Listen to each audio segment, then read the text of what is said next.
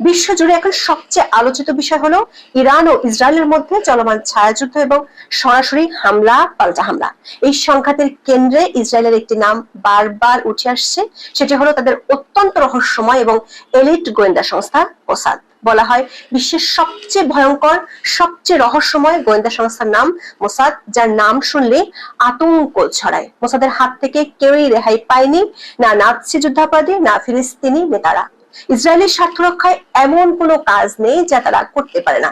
গুম খুন থেকে শুরু করে অন্য দেশের অভ্যন্তরে ঢুকে যে কোনো তৎপরতা চালাতে সিদ্ধহস্ত এই সংস্থাটি, যার আরো একবার প্রমাণ রেখেছে চলমান ইরান হামলায়।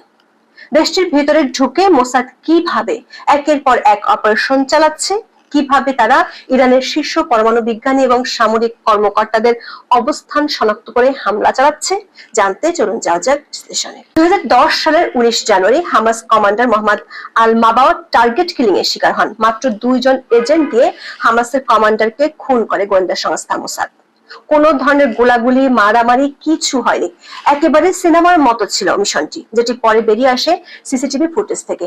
এমন বহু পরিকল্পিত হত্যা মিশনের পরিচালক বিখ্যাত ইসরায়েলি গোয়েন্দা সংস্থা মোসাদ। সংস্থাটির জন্ম হয়েছিল 1949 সালে। ইসরায়েল রাষ্ট্র প্রতিষ্ঠার ঠিক পরের বছর ডেভিড বেন গুরিয়ন, যিনি ইসরায়েলের প্রতিষ্ঠাতা প্রধানমন্ত্রী ছিলেন, তিনি বুঝেছিলেন যে ইসরায়েলের টিকে থাকার জন্য শক্তিশালী গোয়েন্দা সক্ষমতা অপরিহার্য। ইসরায়েলের প্রধানত 3টি গোয়েন্দা সংস্থা রয়েছে: আমান, শিন বেত ও মোসাদ। মোসাদের প্রতিষ্ঠার পর বেন গুরিয়ন তাদের অস্তিত্ব প্রকাশ্যে আনতেন না, এমনকি তাদের নামও উচ্চারণ করতেন না। তারা চরম গোপনীয়তার মধ্যে কাজ করত। তবে মোসাদ প্রথম পরিচিতি পায় 1961 সালে বুয়েন্স আইরেস থেকে। হলোকস্টের অন্যতম মূল স্থপতি অ্যাডলফ আইকম্যানকে অপহরণ করে। তিনি রিকার্ডো ক্লেমেন্ট ছদ্মনামে সেখানে বাস করছিলেন। মোসাদ তাকে ধরে ইসরায়েলে নিয়ে আসে বিচারের জন্য, যেখানে তাকে মৃত্যুদণ্ড দেওয়া হয়। এই অভিযান মোসাদকে বিশ্ব জুড়ে পরিচিতি এনে দেয় এবং এই বার্তা দেয় ইসরায়েলি এজেন্টরা বিশ্বের যে কোনো স্থানে আঘাত হানতে সক্ষম। 1962 সালের মিশরের প্রেসিডেন্ট জামাল আবদেল নাসের ঘোষণা করেন তার রকেট ইসরায়েলে আঘাত হানতে সক্ষম। তখন মিশরীয় ক্ষেপণাস্ত্র কর্মসূচি নস্যাৎ করা মোসাদের অন্যতম গুরুত্বপূর্ণ লক্ষ্য হয়ে দাঁড়ায়। মোসাদের এজেন্ট উলফগ্যাং লোর্স জার্মান ঘোড়া প্রজননকারী সেজে কায়রোতে অবস্থান করছিলেন। এরপর হেইস ক্রুক নামের একজন জার্মান লজিস্টিক ব্যবস্থাপককে অপহরণ করে ইসরায়েলে নিয়ে যাওয়া হয় জিজ্ঞাসাবাদের জন্য। কিন্তু এতেও মিশরের ক্ষেপণাস্ত্র কর্মসূচি থামানো যায়নি। তাই 1964 সালের মে মাসে মোসাদ একটি অভিনব কৌশল অবলম্বন করে। তারা প্রাক্তন এসএস অফিসার অটো স্কোয়ার্জিনির সাথে একটি চুক্তি করে। স্কোয়ার্জিনি মিশরের রকেট কর্মসূচির মূল ব্যক্তিত্বদের সাথে সরাসরি যোগাযোগ রাখতেন। মোসাদ তাকে সুরক্ষার প্রতিশ্রুতি দেয়, বিনিময়ে তার সহযোগিতায় স্কোয়ার্জিনি জার্মান বিজ্ঞানীদের মিশর ছাড়তে রাজি করান।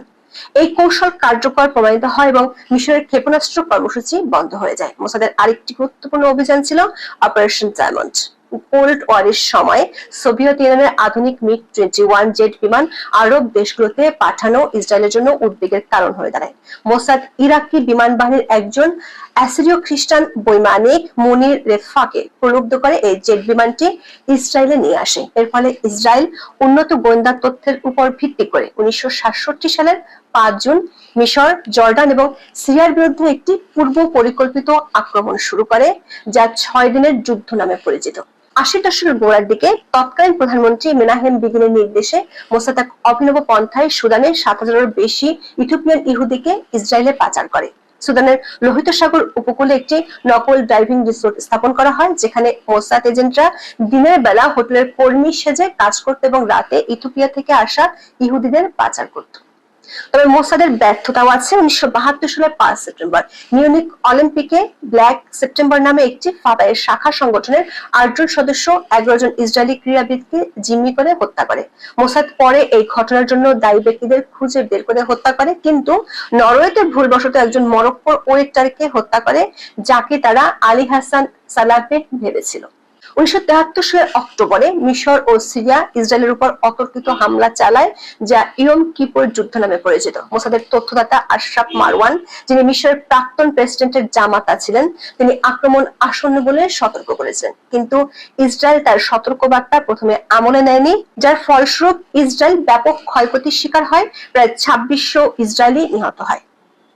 1997 সালে মোসাদ হামাসের রাজনৈতিক ব্যুরোর প্রধান খালেদ মিশালকে জর্ডানে বিষ প্রয়োগ করে হত্যার চেষ্টা করে। দুজন মোসাদ এজেন্ট কানাডিয়ান পর্যটক সেজে তার কানে ফেনটানিল স্প্রে করে, কিন্তু মিশেলের দেহরক্ষী হস্তক্ষেপ করায় এজেন্টরা ধরা পড়ে। সাম্প্রতিক সময় 2023 সালের 7 অক্টোবর ইসরায়েলের দক্ষিণাঞ্চলে একটি সঙ্গীত উৎসবে হামাসের অতর্কিত হামলা ইসরায়েলি গোয়েন্দা সংস্থার বিস্ময়কর ব্যর্থতা হিসেবে বিবেচিত হয়। এই হামলায় 364 জন নিহত এবং শত শত মানুষকে জিম্মি করা হয়। ইরান একসময় 1950-এর দশক থেকে শাহ মোহাম্মদ রেজা পাহলভির শাসনামলে ইসরায়েলের অন্যতম গোপন মিত্র ছিল। ইরান ইসরায়েলে তেল বিক্রি করত, বিনিময়ে মোসাদ অভ্যন্তর নিরাপত্তা সহায়তা এবং সামরিক গোয়েন্দা প্রশিক্ষণ দিত। কিন্তু 1978 সালে ইসলামী ধর্মগুরু আয়াতুল্লাহ খোমেনির নেতৃত্বে বিশাল প্রতিবাদ শুরু হয় এবং শাহ দেশ থেকে পালিয়ে যান। খোমেনি ফিরে এসে একটি ধর্মতান্ত্রিক শাসন প্রতিষ্ঠা করেন এবং ইরান ইসরায়েলের সবচেয়ে বড় শত্রুতে পরিণত হয়। 2002 সালে মোসাদের নতুন প্রধান মেয়ার দাগান ইরানকে ইসরায়েলের প্রধান প্রতিপক্ষ হিসেবে চিহ্নিত করেন এবং সংস্থাটিকে আরো আগ্রাসী পদ্ধতির মাধ্যমে সংস্কার করেন। দাগানের নেতৃত্বে মোসাদ ইসরায়েল বিরোধী সন্ত্রাসী নেটওয়ার্ক ভেঙে দেওয়া এবং ইরানের পারমাণবিক কর্মসূচি মোকাবেলায় মনোনিবেশ করে। ইসরায়েল ইরানের পারমাণবিক স্থাপনায় বিমান হামলা চালানোর সম্ভাবনা বাতিল করে দেয়, কারণ এর ভয়াবহ প্রতিক্রিয়া হতে পারত। এর পরিবর্তে তার একটি কম্পিউটার ওয়ার্ম দিয়ে ইরানের পারমাণবিক কর্মসূচি পঙ্গু করার চেষ্টা করে। সিআইএ এবং মোসাদ জড়িত বলে মনে করা এই গোপন অভিযানটি ইরানের নাতাঞ্জ পারমাণবিক কেন্দ্রের কম্পিউটারগুলোতে স্টাক্সনেক্স ওয়ার্ম ছড়িয়ে দেয়।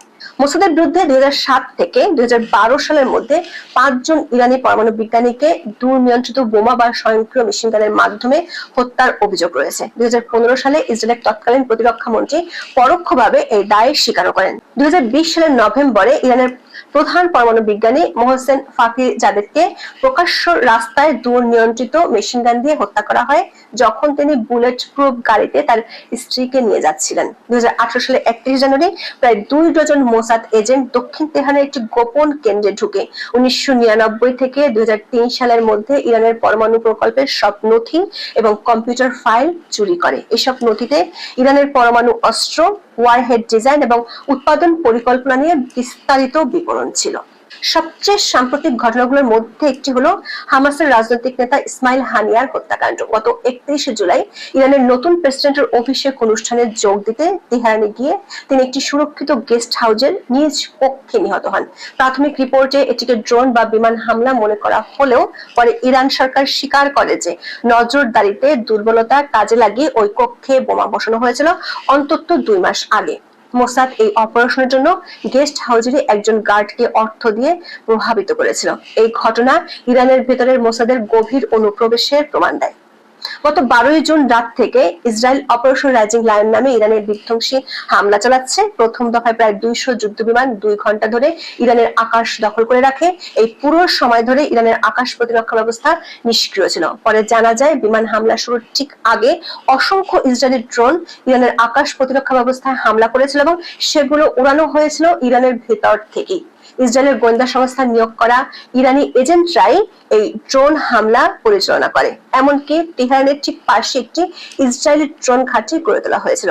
ওয়াল স্ট্রিট জার্নালের এক প্রতিবেদন অনুসারে ইসরায়েল গত কয়েক মাস ধরে শত শত বিস্ফোরকযুক্ত কোয়াডকপ্টার ড্রোনের যন্ত্রাংশ গোপনে ইরানে পাচার করেছে।